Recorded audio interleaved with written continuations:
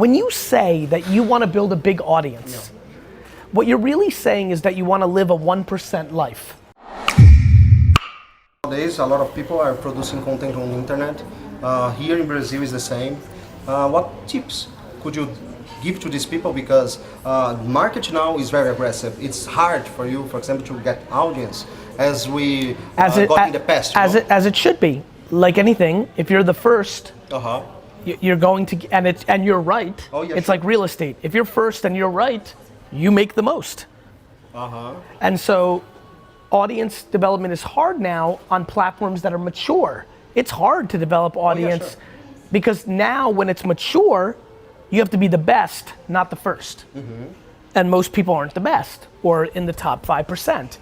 Today, somebody in southern Brazil can start an Instagram account and in a year be #1. Oh yeah, sure.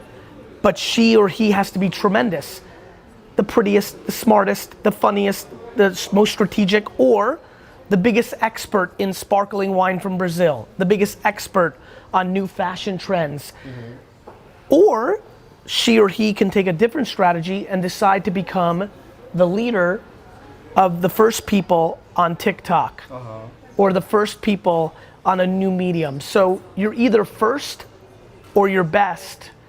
And I don't feel any sympathy or sadness for anybody who cries about it's hard to build an audience, because I want to remind everybody who's watching, when you say that you want to build a big audience, what you're really saying is that you want to live a 1% life. Perfect. I want to live a life where I get to do whatever I want and make enough money to be happy.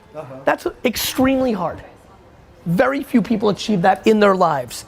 So I think the audacity to want to be an influencer or a content producer who makes a living off of that, I think people need to be reminded it's not so easy. It's not supposed to be easy.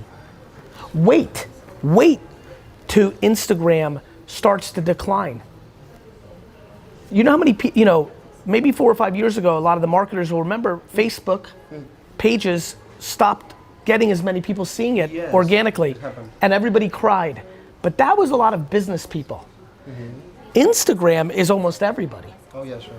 And when Instagram starts declining in a year or 2 or 6 months or 3 years, a lot of people are going to be in trouble for not diversifying into podcasting, into LinkedIn, into YouTube, into TikTok, into Twitter, or into anything that's emerging.